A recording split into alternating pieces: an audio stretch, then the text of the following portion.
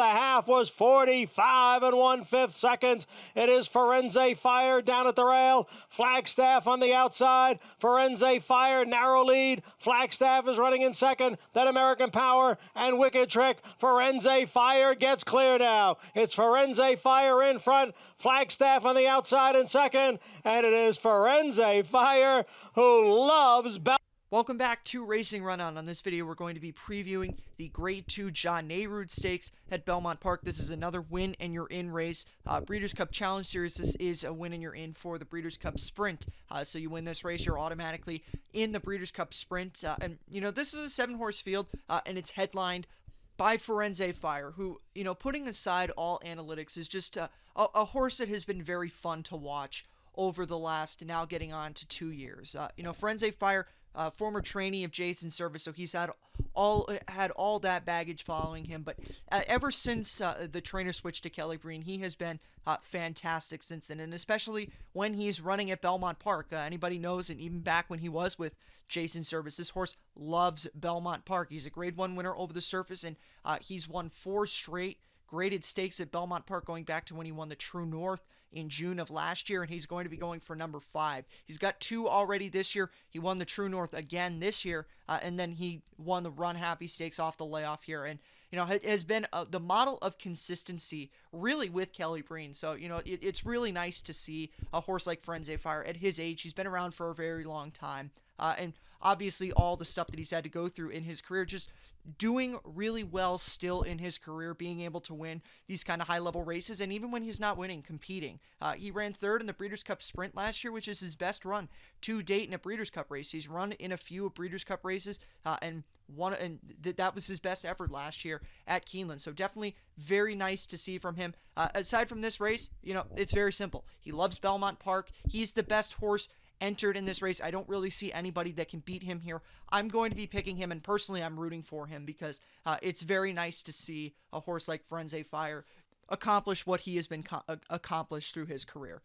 The one concern would be the forecast. Firenze Fire, if anybody knows him, does not like to run on a wet, sloppy surface, but I think Firenze Fire is going to be just fine. There's only a 15% chance of precipitation in the area of Belmont Park, so I think we should be clear for that, and as long as it doesn't rain, I don't really see any way Firenze Fire gets beat in this race. Now we're going to move on to the number 2 horse, the likely second choice in here. That's Mind Control.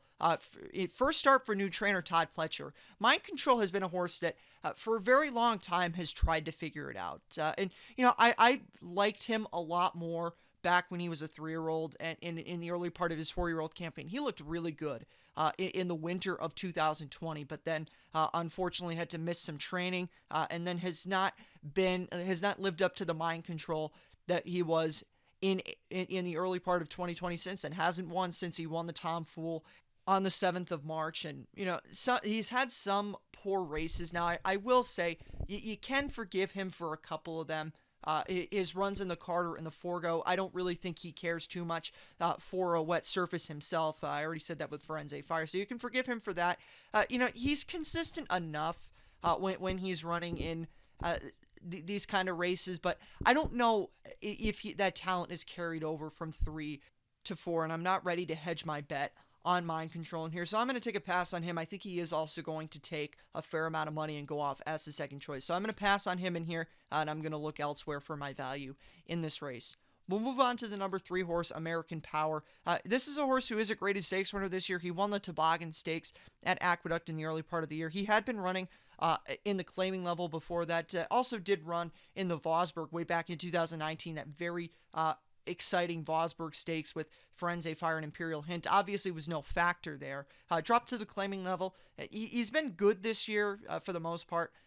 Couple of stakes wins, as I already mentioned, a graded stakes win in the Toboggan, but he lost to Firenze Fire in the True North, and I really don't see anything in the form that indicates that he's going to suddenly improve and be able to beat Firenze Fire in this race.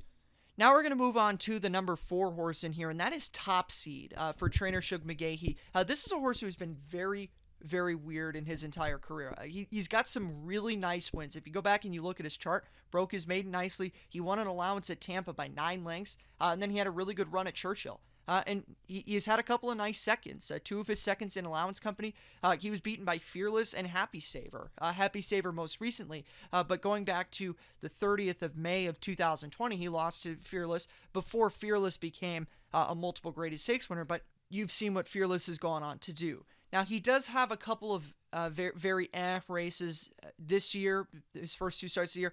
His first start in the Keeneland Allowance on the 17th, you can forgive him for, at least in my book, because he was coming off a nearly 10-month layoff, so I'm not entirely ready to say that was a completely horrible effort. And then he was bothered very significantly in the Westchester Stakes by Wicked Trick, who we'll get to in a few minutes. Wicked Trick moved out at about the half-mile pole in front of Top Seed. Top Seed had to take up, and at the end of the race, Trevor McCarthy just kind of took care of the horse and got him through the stretch. So that's why he finished as poorly as he did there. And then, he ran a decent second in an allowance race already against Happy Saver. I already mentioned that on the 28th of May. So, he's not great. I'm not making the case that this is a horse who can win this race, but his ceiling, I think, is running a good second or a competitive race in a graded stake race. And this is his first time that he's getting to go a 7 furlong graded stake race. I think that he's better going a one-turn sprint type of distance. That being said, he has been running at 1 mile, but I think the 7 furlongs is going to do some good things for him in this race, and I like him. I think he's going to be my value play in this race. Again, there's not going to be too much value in here. He's probably going to be the third choice, but again, this is a very top-heavy race. You know that with Firenze Fire and Mind Control, so you could get a decent price if those two take the money I think they're going to take. Now we're going to move on to the number 5 horse, who I referenced with Top Seed, and that's Wicked Trick. He is coming out of a 4th place finish against Firenze Fire. He finished second in that Westchester. He had a foul claimed against him. He was left up there. And even before his his Westchester run, he had some good efforts in allowance races. So he's a solid horse, but at the end of the day, this race boils down to one thing. Can you beat Firenze Fire? He's lost to Firenze Fire in the True North already, and I don't think that there's anything in the form. Once again, like I said with the 3 American Power, I don't really think there's anything in the form that suggests that he's going to step up and suddenly be able to beat Firenze Fire here. Now we're going to move on to the number 6 horse, 3 Technique, a horse who there was a lot of optimism about him back early in his 3-year-old campaign. He ran a good second in the Smarty Jones Stakes back in 2020, and then was 4th in the Rebel Stakes. It wasn't a great effort, but he was somewhat competitive, and I know that there were some people that thought that he might have an ability to do well at some of these kind of races, 7 furlong sprint races. Didn't go well for him in either the Alan Jerkins or the other graded stake that he ran in at Saratoga, and since then he's been in Allowance Company. He hasn't been bad in Allowance Company in those 5 allowance races. He hasn't finished out of the money in them, but again, those are allowance races, and he's jumping up to a stake race in which he's facing a horse who is at his favorite track and in the best form of his career. So I don't think that he can beat Firenze Fire in this race. And now we'll move on to the number 7 horse, Doubly Blessed, for Mike Maker. This is an example of a horse that Mike Maker claimed in his career when he wasn't really, was very inconsistent, hadn't really figured it out, and he seems to have figured it out, at least to a degree with Mike Maker. He had 3 straight wins, and then after a disappointing effort in a stake race, a second, and then another allowance win. So, Mike Maker seemed to have figured this horse out at allowance level, but again, kind of the same thing with 3 Technique. I think that this horse's ceiling is allowance Company. Don't see anything in the form. He's never run in a graded stake race before, so I don't think that he can come in here. And once again, I'm saying it, he can't beat Firenze Fire. I hate to repeat myself because I sound like a broken record, but that's what this race boils down to. Can you beat Firenze Fire? My verdict is none of the horses in here can beat him. I would pick him anyway, but even without the competition in this field, but with the horses that Firenze Fire's up against, I really don't see a reason that he loses. He's going to be my top pick. I'm only going to give out a top 2. I don't even want to say long shot because I don't even think he's going to be that long of a price, but Top Seed is my horse that's not Firenze Fire in here for the reasons I already laid out. I think he's a solid horse. I think he could factor in some of these graded stakes races if given the opportunity to. He hung around with Happy Saver long enough, and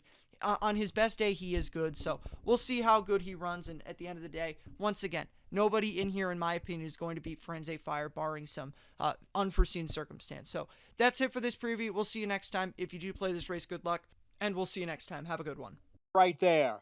And the field heads for home, the half in 45-2. Firenze Fire right alongside of Share the Ride. Funny Guys on the outside, and now they're past the 8th pole. And it is Firenze Fire with the lead. Funny Guy giving chase with Share the Ride, but it's going to be Firenze Fire victorious in the Vosburg, 1 by 3.